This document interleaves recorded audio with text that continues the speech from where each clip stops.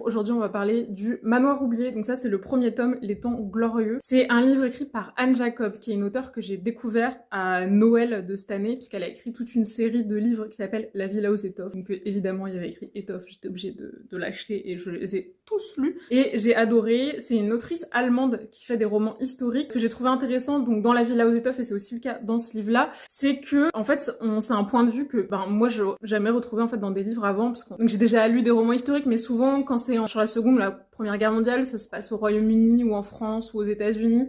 Et j'avais le côté allemand en fait. Et là, j'ai trouvé ça super intéressant. Dans La Villa aux étoffes, il y a la première guerre mondiale et la seconde guerre mondiale. Je trouvais ça super intéressant de voir le côté allemand en fait et comment ils en étaient arrivés là, disons.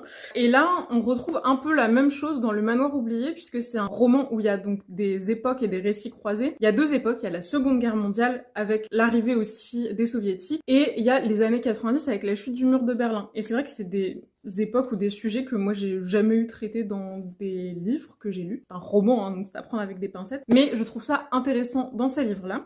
Pour vous faire un pitch sur le livre, sans trop vous spoil, vous avez la baronne, on va l'appeler comme ça, Franzi, la baronne, qui a 20 ans à peu près au moment de la Seconde Guerre mondiale, qui se retrouve arrachée à son domaine et à la chute du mur de Berlin, qui peut donc repasser du côté soviétique pour aller voir ce qu'est devenu en fait tout le domaine de son enfant. Et à partir de là, elle commence à nourrir de grands projets parce qu'elle a envie de se réinstaller là-bas. Et donc vous avez une intrigue qui se déroule à l'époque, qui est devenue sa famille, parce qu'en fait sa famille, elle a certains de ses frères qui sont morts, il y a sa sœur dont elle ignore ce qu'elle est devenue, et donc il y a une vraie intrigue à cette époque-là sur qu'est-ce qui s'est passé en fait quand elle est partie d'un côté de l'Allemagne et que sa sœur est restée de l'autre. Et vous avez une intrigue à l'heure actuelle, donc dans les années 90, sur est-ce qu'elle va pouvoir récupérer son domaine ou pas qui a été pris par les communistes. Pour simplifier vraiment très schématiquement l'histoire. Après, pour vous donner mon avis sur le livre, moi j'ai trouvé que c'était un bon livre. C'est pas genre le livre de l'année, voilà, c'est pas le meilleur truc que j'ai lu.